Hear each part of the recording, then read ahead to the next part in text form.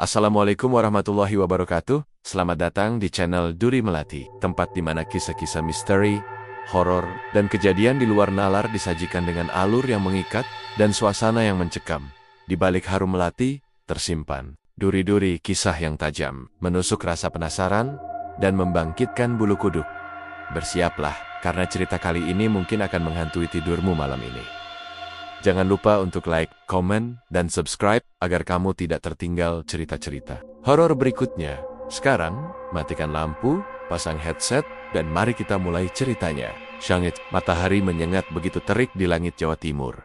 Debu beterbangan di sepanjang jalan aspal yang mulai retak-retak, melewati sebuah ruko sederhana di pinggir jalan desa. Di depan rukonya, terpampang spanduk pudar bertuliskan warung nasi pecel Ibu Yuli, khas Madiun. Tapi meski namanya masih tergantung di sana, suasana warung itu sangat berbeda dari dulu.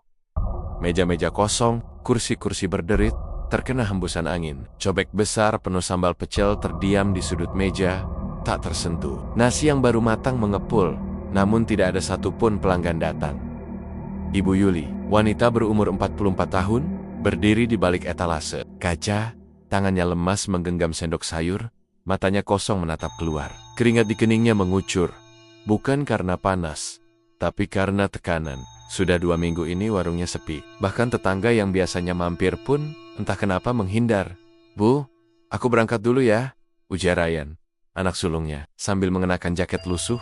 "Bawa bekal dulu nak," kata Ibu Yuli cepat-cepat. "Nggak usah, Bu.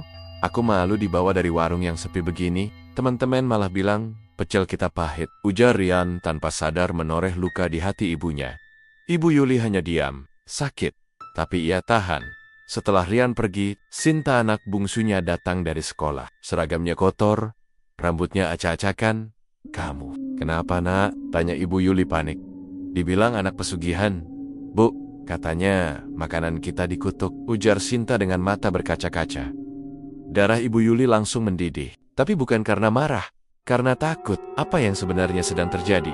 Kenapa orang-orang tiba-tiba menjauh? Kenapa warung Bu Ika yang baru buka 6 bulan lalu justru selalu penuh? Letaknya hanya 2 bangunan dari warungnya, tapi seperti langit dan bumi. Setiap malam, Bu Yuli tak bisa tidur. Ia termenung di dapur, melihat ke arah tumpukan bahan makanan yang makin hari makin busuk tak terjual. Uang di tabungannya makin menipis. Ryan sebentar lagi harus bayar uang semester. Sinta butuh buku dan seragam baru. Tapi uang dari hasil jualan tak cukup bahkan untuk beli beras esok hari. Pagi berikutnya, Bu Yuli memberanikan diri datang ke warung Bu Ika. Pura-pura jadi pelanggan. Tapi yang ia lihat membuatnya bingung dan merinding. Warung itu ramai, penuh orang tertawa, makan dengan lahap, bahkan berebut kursi. Padahal rasa makanannya biasa saja, tapi pelanggan seakan tak peduli. Mereka makan seperti orang kelaparan. Di pihak dapur, Bu Ika tersenyum manis sambil membolak-balikan tempe goreng. Tapi ada satu hal aneh di lehernya, tergantung kalung hitam dengan liontin kayu berukir simbol aneh, yang tampak bergetar halus seolah hidup. Malam itu, di bawah guyuran hujan, Ibu Yuli duduk di teras rukonya yang lembab dan dingin. Kepalanya penuh pikiran, matanya sembab. Tiba-tiba, sebuah suara lirih terdengar dari belakang warung. "Kalau ingin seperti Bu Ika, kamu tahu harus kemana." Suara itu berat, pelan, dan menggema. Tapi ketika Ibu Yuli berdiri dan menoleh, tidak ada siapapun di sana. Namun, di bawah kaki pintu warungnya, ada sesuatu yang aneh secarik daun pisang kering dengan tulisan aksara Jawa kuno. "Sot di sana." Daun itu terasa panas seperti bara api. Di balik daun itu, hanya tertulis satu kalimat pendek. "Wanagiri, Banyuwangi. Jalanmu ada di sana." Jantung Ibu Yuli berdetak tak karuan. Apakah ini jawaban dari penderitaannya? Atau dari mimpi buruk yang tak akan pernah berakhir? Bab ini ditutup dengan tatapan Ibu Yuli ke arah gunung di ufuk timur. Awan hitam menumpuk. Hutan Wanagiri menunggunya. Dan ia, seorang ibu yang terdesak oleh keadaan, mulai tergoda untuk melakukan apapun demi anak-anaknya, termasuk menjual jiwanya. Malam itu, hujan turun deras. Rintik air mengguyur genting warung Ibu Yuli, menambah suram suasana yang sudah muram sejak pagi. Hanya ada satu lampu neon yang menyala redup di pojok lengit-lengit warung, berkedip pelan, seperti hendak padam. Jam menunjukkan pukul 9 malam. Namun belum ada satupun pelanggan yang datang. Ibu Yuli duduk sendirian di dekat kompor, memeluk lutut, suara perutnya keroncongan, Tapi ia menahan lapar demi menyisakan nasi untuk Sinta esok pagi. Bau pecel yang ia masak tadi siang sudah tak lagi harum, malah seperti amis. Entah kenapa, sejak 3 hari terakhir, sambalnya berubah bau meski bahannya sama. Tiba-tiba, kring! Suara bel kecil di pintu warung berbunyi. Ibu Yuli langsung berdiri dengan kaget. Ia bergegas ke ruang depan. Seorang pria paruh baya berdiri di ambang pintu. Tubuhnya tinggi, mengenakan mantel hitam panjang yang basah kuyup oleh hujan. Wajahnya tak terlalu jelas terlihat karena cahaya minim dan topi yang menutupi sebagian mukanya. "Masuk, Pak, silakan," ujar Ibu Yuli, gugup namun sopan. Pria itu berjalan masuk perlahan. Langkahnya tak bersuara, seperti tak menyentuh lantai. Ia duduk di bangku kayu paling pojok. Saat Ibu Yuli hendak mengambil pesanan, pria itu menoleh pelan matanya. Gelap, seperti tak memiliki bola mata. "Apa warung ini yang dulu terkenal di sini?" tanyanya dengan suara berat, seolah berasal dari dalam sumur. Ibu Yuli terdiam sejenak. Pertanyaan itu terasa aneh. "Iya, Pak, dulu ramai. Sekarang sepi. Kenapa?" tanya si pria. Ibu Yuli tertawa kecil. Getir. "Mungkin karena saya gak pakai penglaris seperti yang lain." Pria itu tersenyum samar, tapi senyumnya terasa tidak wajar. Bibirnya terlalu tipis, dan tak ada kerutan sama sekali di wajahnya. "Saya tahu warung sebelah pakai apa," ujar pria itu tiba-tiba. Ibu Yuli kaget. "Maksud Bapak, Bu Ika tidak pakai bumbu rahasia, dia pakai bantuan." Ibu Yuli mulai merasa tidak nyaman. "Bantuan apa, Pak?" Pria itu mencondongkan tubuhnya ke depan. Dari balik mantelnya, ia mengeluarkan sepotong kain lusuh yang basah. Ia meletakkannya di atas meja. Perlahan, ia membuka lipatan kain itu dan di dalamnya tampak seikat rambut manusia berlumur tanah merah. "Nekat, kamu bisa dapat lebih dari dia," bisiknya. "Ada tempat untuk orang-orang sepertimu yang rela melakukan apapun demi anak." Dunia seperti berhenti berputar bagi Ibu Yuli. Keringat dingin menetes di pelipisnya. Ia ingin bertanya, tapi lidahnya keluh. Hanya satu suara dalam hatinya yang berkata, "Ini gila." "Tapi bagaimana kalau ini satu-satunya jalan? Kemana?" tanya Ibu Yuli akhirnya. Suaranya bergetar. Pria itu tersenyum. Lalu dari kantong dalam mantelnya, ia mengeluarkan secarik peta lusuh yang sudah menguning. Ia bentangkan di atas meja. Di tengah peta itu, ditandai dengan tinta merah, "Hutan Wanagiri, Banyuwangi, pergi ke sana. Lewati pohon besar di tengah hutan. Kalau kau benar-benar mau, dia akan datang padamu," bisiknya. "Siapa dia?" tanya Ibu Yuli. Pria itu menatapnya dengan tatapan menusuk, lalu menjawab dengan satu kata, "Majikan." Tak lama kemudian, pria itu berdiri dan melangkah pergi, meninggalkan warung tanpa memesan apapun. Tapi saat pintu ditutup kembali oleh angin, Ibu Yuli baru menyadari satu hal: lantai tempat pria itu duduk basah kuyup, tapi tidak ada bekas jejak kaki. Ia membuka kain yang tertinggal. Rambut di dalamnya sudah berubah jadi ular kecil yang menggeliat, lalu meleleh menjadi cairan hitam dan menguap. Ketakutan menyergap dada Ibu Yuli. Tapi anehnya, ia tidak lari. Ia duduk diam, menatap peta yang masih terbuka di meja. Kabur oleh air mata bukan karena takut, tapi karena putus asa. Anak-anaknya membutuhkan masa depan, dan dia hanyalah janda tanpa daya, yang dunia sudah tak peduli padanya. Malam itu, ketika Sinta sudah tertidur, dan hujan belum juga berhenti, Ibu Yuli membungkus peta ke dalam kantong plastik. Ia tahu apa yang akan ia lakukan besok. Ia akan ke Banyuwangi, dan dalam hatinya, suara bisikan pria misterius tadi terus terngiang. "Nekat, dan kau akan dapat lebih dari yang kau minta." Pagi-pagi buta, sebelum matahari terbit, Ibu Yuli sudah berdiri di depan cermin usang di kamarnya. Wajahnya pucat, matanya sembab, namun penuh tekad. Di tangannya tergenggam erat secarik peta tua yang ia dapat dari pria misterius tadi malam. Hujan semalaman membuat udara terasa dingin menggigit, tapi ia tak peduli. Hari ini, ia akan pergi ke Banyuwangi. Ia meninggalkan sepiring nasi dan telur dadar di meja makan untuk Sinta di dekatnya. Ia menulis cari kertas, "Ibu, ada urusan penting. Jaga adikmu ya Rian, jangan nakal. Jangan keluar malam, Ibu." Tanpa berpamitan, ia menyelinap keluar, membawa tas kecil berisi pakaian wong sedannya dan peta yang dilapisi plastik agar tidak rusak. Perjalanan ke Banyuwangi dari desanya butuh waktu hampir 8 jam. Ia naik bus ekonomi duduk di bangku belakang bersama para pedagang kaki lima dan buruh kasar. Di sepanjang jalan, ia terus memandangi peta di pangkuannya. Tanda merah besar di tengah hutan itu seolah berdenyut. Seperti hidup, setibanya di terminal Banyuwangi menjelang sore, Ibu Yuli langsung mencari ojek. yang mau mengantarnya ke lokasi yang disebut hutan Wanagiri. Kebanyakan tukang ojek menolak. Bahaya bu, banyak yang hilang di sana. Kira-kira, Senyoljuk, motor saya nggak mau masuk situ, kata salah satu tukang ojek sambil meliriknya heran. Namun, satu orang bersedia, seorang bapak tua dengan motor tua berkarat. Saya antar, tapi cuma sampai gapura hutan. Masuknya sendiri, ya, katanya singkat. Saat mereka sampai di pinggiran hutan, waktu sudah menunjukkan pukul 5 sore. Langit mulai menghitam. Di depan mereka berdiri gapura tua dari batu, penuh lumut dan akar menjalar. Di atasnya terukir ukiran kuno berbentuk wajah makhluk yang menganga. Lidahnya menjulur ke bawah. Ibu Yuli turun dari motor dan berdiri menatap hutan yang gelap, sunyi, dan sangat dalam. Angin bertiup membawa-bawa anyir dan tanah basah. Tapah di dalam hutan menjulang tinggi, menyatu seperti lorong ke alam lain.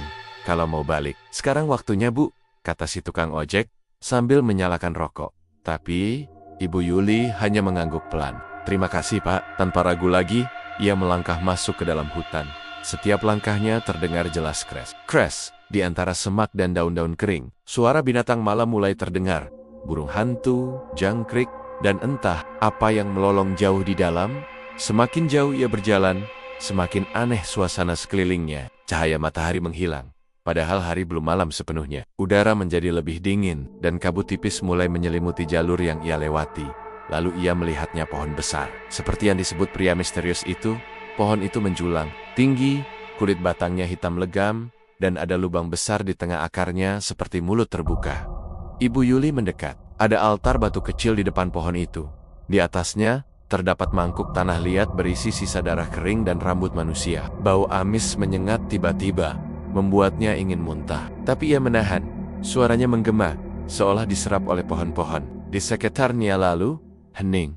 Tiba-tiba, angin berhenti. Kabut makin tebal. Suara hutan menghilang. Dan sesuatu muncul. Bayangan hitam keluar dari dalam lubang pohon. Ia bukan manusia. Sosoknya tinggi, ramping, dan melayang. Matanya merah membara. Tubuhnya hitam seperti asap. Dan ketika ia bicara, suaranya masuk langsung ke dalam kepala Ibu Yuli, bukan ke telinga. Apa yang kau inginkan?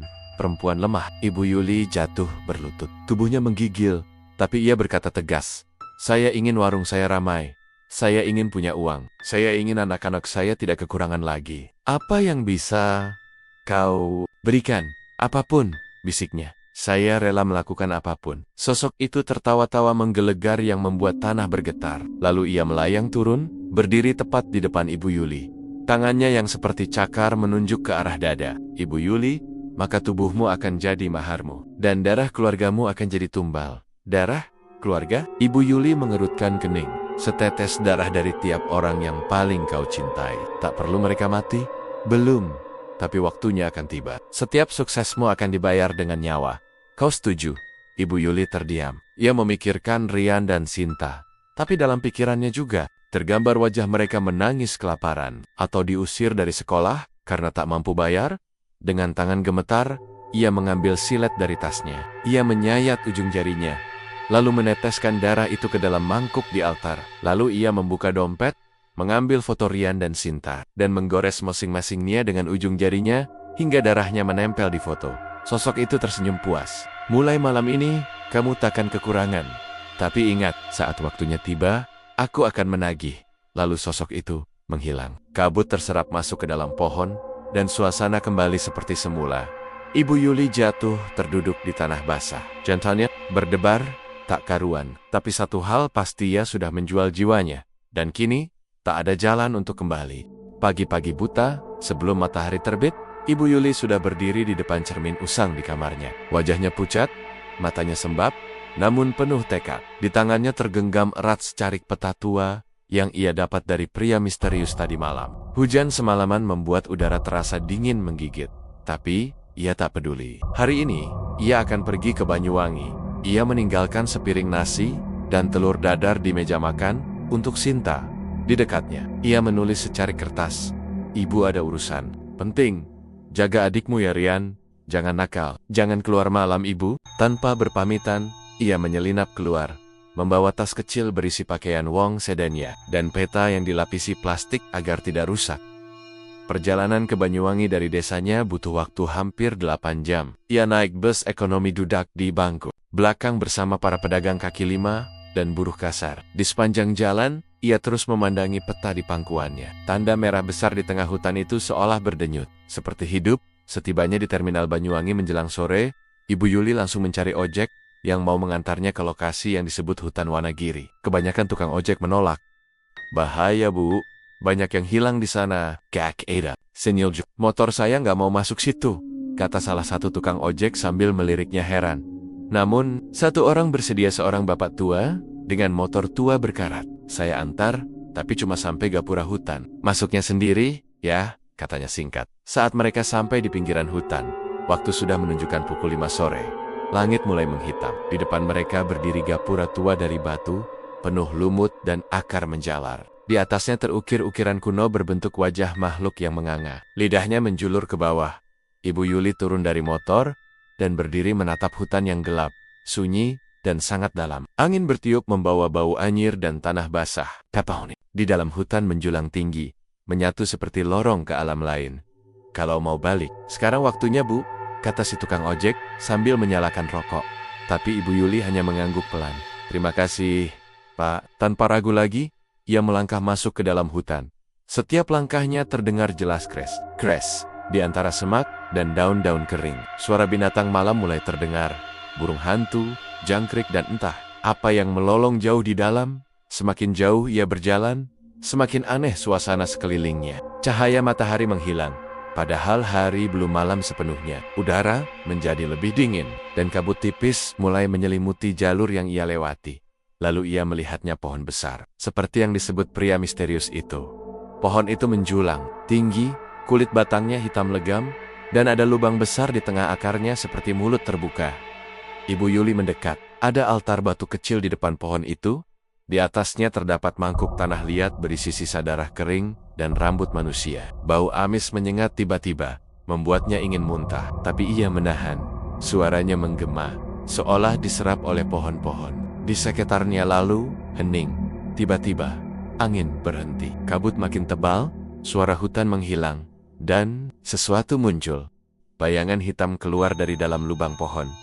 Ia bukan manusia. Sosoknya tinggi, ramping, dan melayang. Matanya merah membara. Tubuhnya hitam seperti asap, dan ketika ia bicara, suaranya masuk langsung ke dalam kepala Ibu Yuli, bukan ke telinga. Apa yang kau inginkan? Perempuan lemah, Ibu Yuli jatuh berlutut. Tubuhnya menggigil, tapi ia berkata tegas.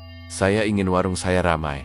Saya ingin punya uang. Saya ingin anak-anak saya tidak kekurangan lagi. Apa yang bisa kau berikan? Apapun, bisiknya. Saya rela melakukan apapun. Sosok itu tertawa-tawa menggelegar, yang membuat tanah bergetar. Lalu ia melayang turun, berdiri tepat di depan Ibu Yuli. Tangannya yang seperti cakar, menunjuk ke arah dada. Ibu Yuli, maka tubuhmu akan jadi maharmu, dan darah keluargamu akan jadi tumbal. Darah? Keluarga? Ibu Yuli mengerutkan kening. Setetes darah dari tiap orang yang paling kau cintai. Tak perlu mereka mati, belum, tapi waktunya akan tiba. Setiap suksesmu akan dibayar dengan nyawa. Kau setuju? Ibu Yuli terdiam. Ia memikirkan Rian dan Sinta. Tapi dalam pikirannya juga, tergambar wajah mereka menangis kelaparan. Atau diusir dari sekolah karena tak mampu bayar.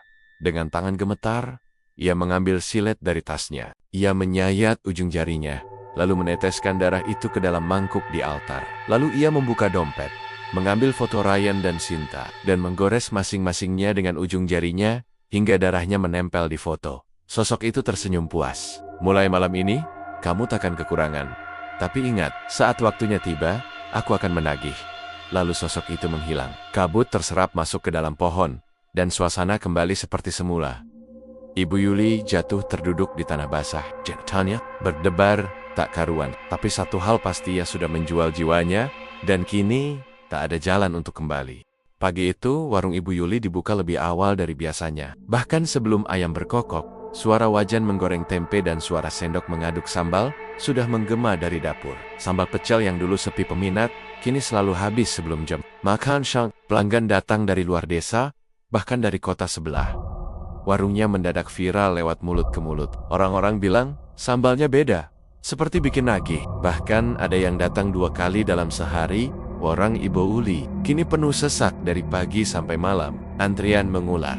Beberapa pembeli berebut tempat duduk, Tapi semua itu mulai terasa ganjil. Bukan hanya untuk Ibu Yuli, tapi juga bagi beberapa pelanggan yang peka. "Bu, tadi saya lihat sesuatu di dapur, kayak bayangan. Cepet banget lewat," bisik salah satu pelanggan sambil melirik ke arah dapur.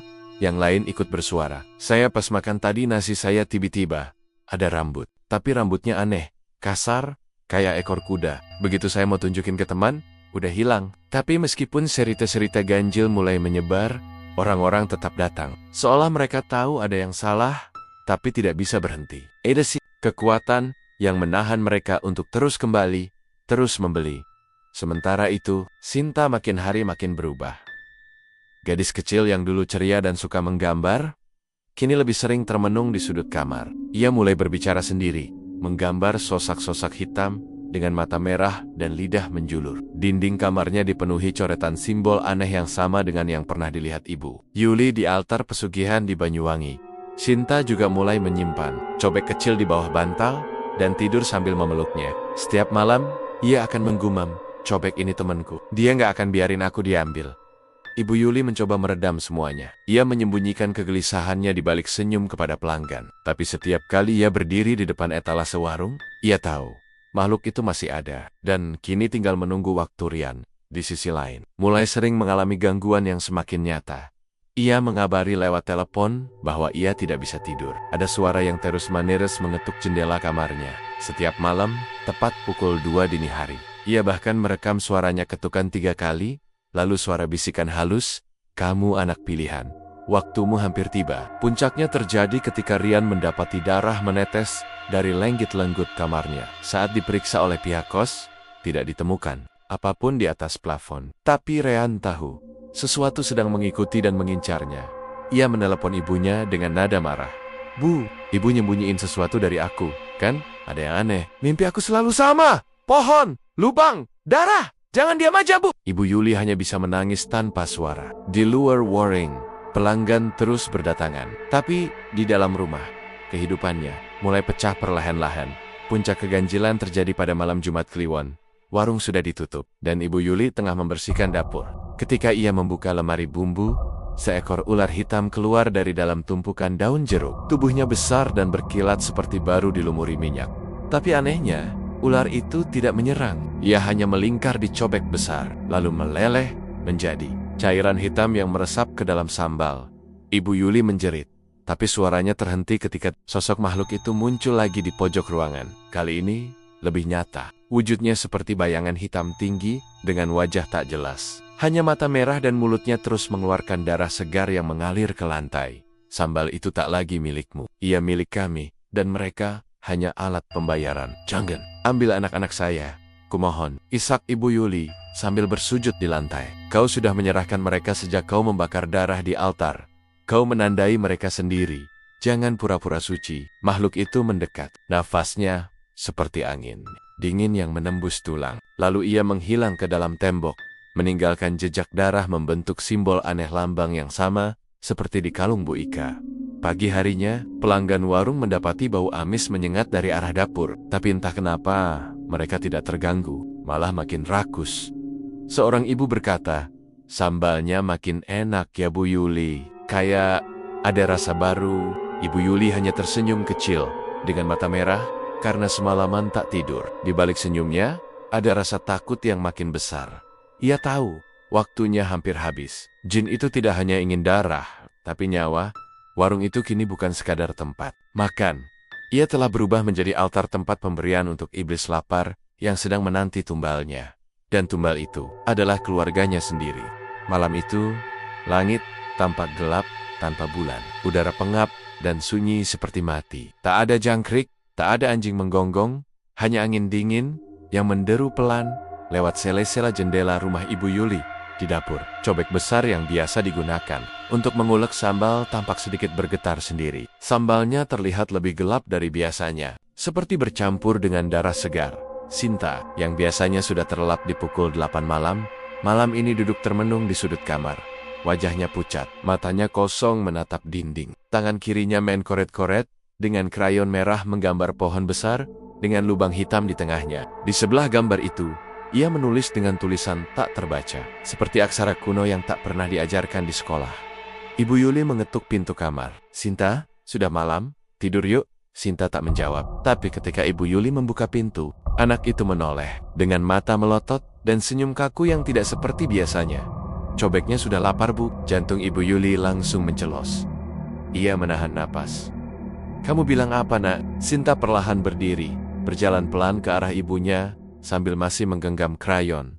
"Temanku dicobek bilang, darahku enak." Tapi dia masih sabar nunggu. Seketika tubuh Sinta terjatuh dan kejang hebat di lantai. Matanya terbalik, mulutnya berbusa.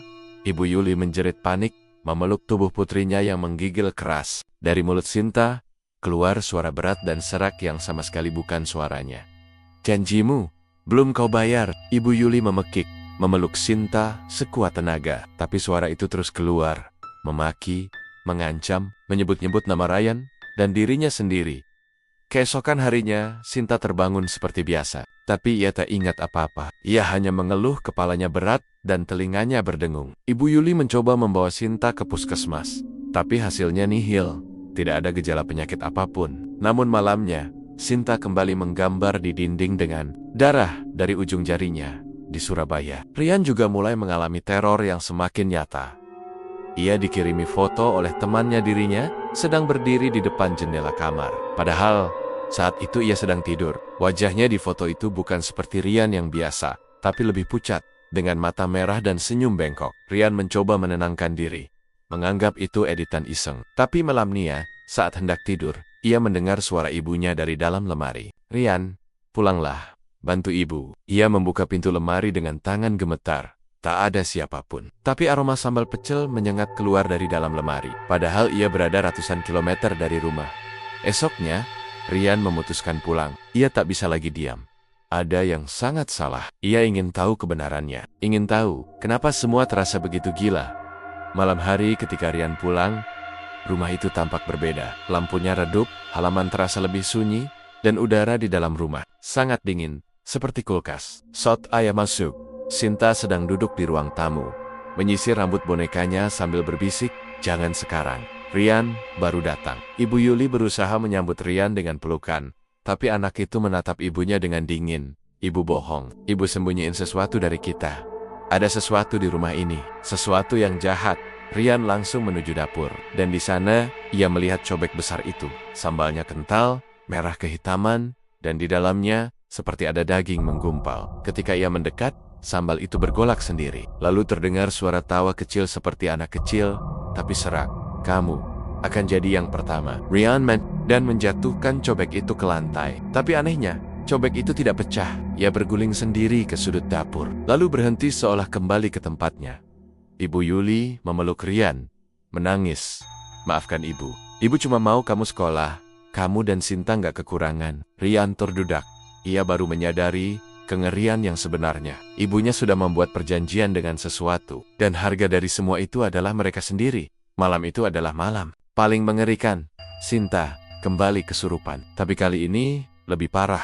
Ia berdiri di depan cermin kamar sambil mencakar wajahnya sendiri. Suaranya berubah menjadi suara pria tua yang berat dan dalam. "Ibu, waktunya membayar."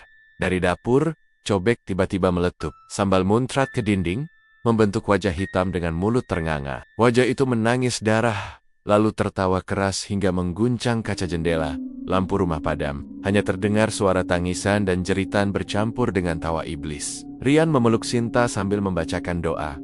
Meski suaranya gemetar, Ibu Yuli berteriak histeris, memohon ampun kepada sosok yang tak terlihat. Dan saat itulah terdengar suara ketukan keras dari pintu rumah. 3 kali, tok, tok, tok. "Buka pintu, aku datang mengambilnya."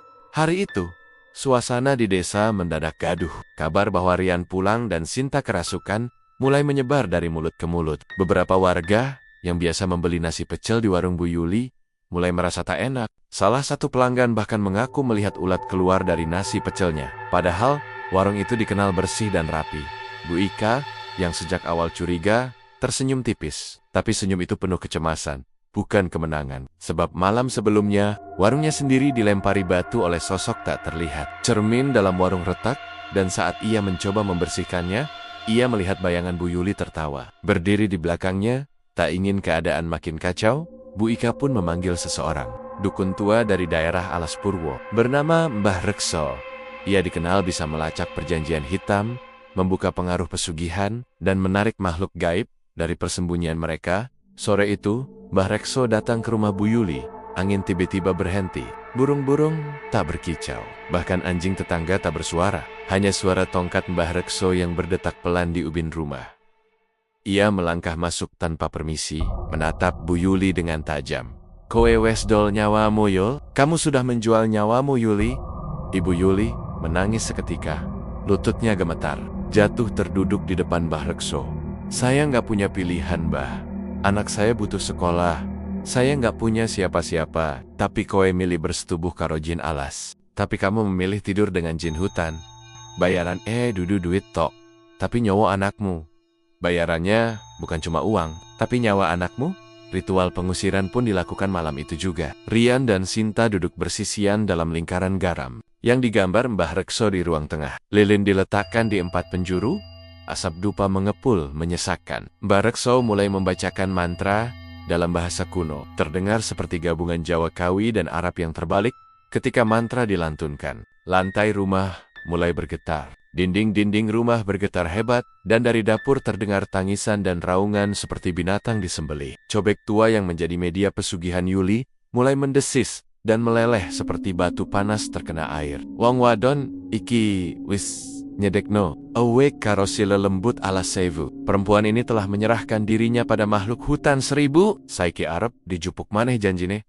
Sekarang makhluk itu datang menagih janjinya. Tiba-tiba Sinta terangkat dari lantai. Tubuhnya melayang, mata terbuka lebar dengan bola mata putih. Ia berbicara dengan suara berat. "Aku sudah merasakan tubuhnya. Sekarang giliran darahnya." Ibu Yuli meronta histeris, mencoba mendekati putrinya tapi tertolak, seolah dinding tak terlihat menghalanginya. Tiba-tiba muncul sesosok bayangan besar dari dapur. Makhluk itu tinggi, kepalanya mirip kerbau, tubuhnya hitam berlendir, dan matanya merah membara. Ia tersenyum, memamerkan gigi tajam berjejer seperti paku karatan. "Janjimu, Yuli, sudah waktunya." Makhluk itu mengulurkan tangannya ke arah Sinta. Namun Mbah Rekso mengayunkan tongkatnya dan menyiramkan minyak kelapa campur kembang 7 rupa ke arah bayangan itu. Makhluk itu mengaum keras, dinding rumah retak, dan lilin padam serempak. Suasana jadi gulita. Hanya terdengar nafas berat dan tangisan Bu Yuli. Ketika cahaya kembali, Sinta jatuh ke lantai, pingsan. Rian langsung memeluknya sambil menangis. Tapi tubuhnya masih hangat, masih bernapas. Untuk sementara, anak itu selamat. Mbah Rekso duduk bersila, napasnya tersengal. Ia mengeluarkan segumpal rambut dari mulutnya, rambut yang basah dan bau amis, seperti dicabut dari kuburan. Ritual belum selesai. Jin itu belum menyerah. Dia masih lapar, dan dia akan datang untuk mengambil apa yang seharusnya dia miliki. Ibu Yuli menatap wajah anak-anaknya. Ia tahu, waktunya sudah hampir habis. Perjanjian itu tak bisa dibatalkan, hanya bisa ditunda. Keesokan harinya, warung nasi pecel milik Bu Yuli terbakar. Tak ada yang tahu penyebabnya. Api muncul begitu saja. Anehnya, hanya warung itu yang hangus. Sementara bangunan lain di sebelahnya tetap utuh. Di antara puing-puing, ditemukan cobek yang retak, masih mengeluarkan aroma sambal yang menyengat dan bercampur bau daging terbakar. 3 tahun sebelum warung Bu Yuli terkenal, saat Rian baru lulus SMA dan Sinta masih kelas 4 SD, hidup mereka jauh dari kata cukup. Warung kecil peninggalan suaminya hanya laku beberapa bungkus tiap hari. Bu Yuli, dengan wajah tirus dan rambut selalu disanggul seadanya, menyadari satu hal. Kemiskinan bukan hanya menyakitkan, tapi juga memalukan. Setiap pagi, dia melihat Bu Ika, tetangganya, membuka warung pecel dengan deretan pelanggan yang mengular, panci besar, lauk-lauk lengkap, dan aroma bumbu kacang yang menggoda. Sementara warungnya sendiri hanya menyajikan tahu goreng dan nasi keras. Dari dapur rumah reotnya, rasa iri berubah jadi dengki. Hingga pada suatu malam, Bu Yuli mendengar bisikan. Ia baru saja selesai mencuci piring saat angin bertiup dari jendela. Padahal semua tertutup. Di atas cobek tua peninggalan neneknya, seekor kupu-kupu hitam, sebesar tangan anak kecil hinggap tanpa suara. Matanya merah, sayapnya robek, dan bau amis seperti bangkai. Tiba-tiba terdengar suara, bukan dari luar, tapi dari dalam pikirannya. "Sendiri? Ingin warungmu ramai? Datanglah ke Alas, malam Jumat Kliwon. Aku akan menunggumu." Suara itu berat, seperti desisan ular tapi berbahasa manusia. Bu Yuli ketakutan, tapi malam itu juga, ia mengambil senter dan berjalan diam-diam ke hutan belakang desa, menuju area terlarang yang dikenal sebagai Alas Wonosabrang, bagian dari hutan besar Banyuwangi yang dipercaya sebagai tempat tinggal para jin. Malam itu, gelap total. Langit tertutup awan, hanya suara jangkrik dan angin menusuk tulang. Bu Yuli berjalan menembus semak, dengan degup jantung tak menentu. Ia tak tahu apa yang ia cari, tapi kaki seakan dituntun. Di tengah hutan, ia menemukan lingkaran tanah kosong, dikelilingi 7 pohon beringin yang tumbuh melingkar. Di tengahnya ada batu besar, bentuknya seperti ranjang batu, dengan ukiran aneh, dan cekungan berwarna merah tua. Tiba-tiba angin berhenti, dan dari balik kabut tipis, sosok tinggi muncul. Tingginya 2 meter lebih, badannya kurus tapi berotot, kulitnya hitam berlendir, matanya merah menyala, dan rambutnya panjang menjuntai ke tanah. Wajahnya tidak manusia, tidak juga binatang. Ia tidak berjalan, tapi melayang, Bu. Yuli ingin lari, tapi kakinya kaku. Makhluk itu berbisik langsung ke dalam benaknya. Kau mau kekayaan bukan? Mau warungmu dipenuhi manusia lapar? Serahkan tubuhmu, lalu kukasih makananku. Dan manusia-manusia akan ketagihan rasa itu. Bu. Yuli tak bisa menolak. Entah kenapa, ia seperti mabuk. Matanya basah, tangannya gemetar, tapi tak berontak saat makhluk itu menyentuhnya. Malam itu, di atas batu persembahan, tubuh Bu Yuli menjadi milik makhluk hutan itu. Ia tidak tahu apakah itu mimpi atau nyata, tapi ia merasakan dingin yang menyakitkan, merambat dari tubuhnya seperti duri masuk ke dalam darahnya. Di puncaknya, ia mendengar jeritan anak kecil dari dalam perutnya sendiri. Ketika ia sadar, ia sudah sendirian di tengah hutan. Tubuhnya kotor dan bau tanah basah. Tapi anehnya, saat pulang ke rumah, warungnya langsung ramai di keesokan harinya. Warung Bu Yuli berubah drastis. Nasi paselnya jadi luar biasa lezat. Bumbu kacangnya bikin nagih. Orang-orang dari desa lain mulai berdatangan. Setiap hari selalu habis. Anehnya, ia tak pernah beli bahan baku, tapi dapurnya tak pernah kehabisan. Orang-orang bilang itu berkah. Tapi hanya Bu Yuli yang tahu, sambal dan nasi itu dimasak dengan pemberian dari makhluk itu. Terkadang, di dapurnya muncul kendi kecil, berisi cairan hitam. Terkadang, ada jari-jari kecil, seperti milik bayi, yang larut dalam kuah lodeh namun, tak terlihat oleh orang biasa. Dan sejak itu pula, Bu Yuli harus kembali ke hutan itu setiap malam Jumat Kliwon, menyerahkan tubuhnya, lagi, dan lagi, dan lagi. Setiap kali selesai, ia muntah darah. Tapi setiap kali pula, penghasilannya makin besar. Tapi ada syarat berat, yang dulu tak dijelaskan sepenuhnya. Di tahun ketiga perjanjian, makhluk itu mulai menuntut hal baru. Kau sudah kenyang, sekarang waktunya bayar. Anak pertamamu akan kuambil di ulang tahun ke-20. Anak keduamu pada usia ke-13. Dan kau, setelah mereka, itu janji dalam darah. Bu Yuli siap. Ia menangis, memohon, berlutut, merangkak di tanah. Tapi semua sudah terlambat, tanda-tanda mulai muncul. Rian sering bermimpi tenggelam dalam kolam darah. Sinta suka menggambar bayangan hitam bertanduk yang berdiri di pojok kamarnya. Dan Bu Yuli mulai mendengar suara-suara bayi menangis dari dalam kulkas, dari panci, bahkan dari cobek yang ia pakai tiap hari. Malam Jumat Kliwon datang kembali. Angin dari arah timur membawa bau busuk, seperti bangkai binatang yang sudah berhari-hari membusak. Di sudut rumah, lampu berkedip padahal tidak sedang hujan. Bu Yuli duduk di dapur, memeluk lutut, menggigil. Dalam pikirannya hanya ada 2 nama, Rian dan Sinta. Hari itu, usia Rian genap 20 tahun. Malam ini, sesuai perjanjian, makhluk itu akan menjemputnya. Namun Bu Yuli tak mau menyerah begitu saja. Ia ingat perkataan sosok gaib itu.